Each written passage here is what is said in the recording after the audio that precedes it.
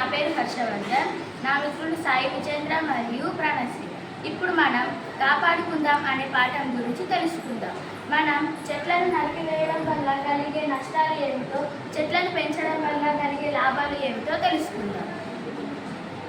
చెట్లను నరకడం వల్ల కలిగే నష్టాలు: ఆక్సిజన్ తగ్గిపోతుంది.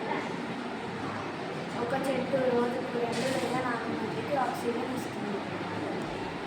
చల్లదనం కోల్పోతా, నీడ లేకపోతే చుట్టూ వాతావరణం వేడిగా మారుతుంది. చెట్లు ధూళిని, కార్బన్ డైఆక్సైడ్ను తాకట్టు చేస్తాయి.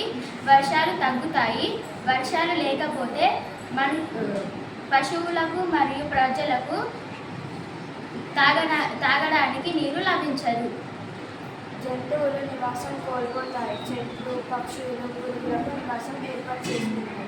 అడవులను నరకడం వల్ల జంతువులు అడవు వదిలి ఊళ్ళలోకి వస్తున్నాయి.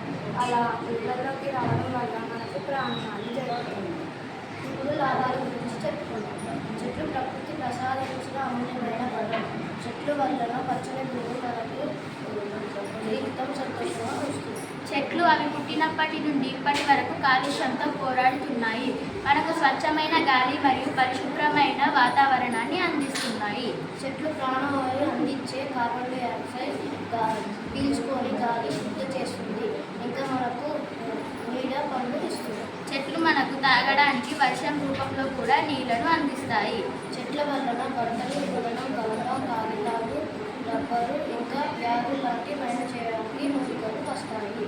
చెట్లు మన జీవితంలో చాలా ముఖ్యమైనవి.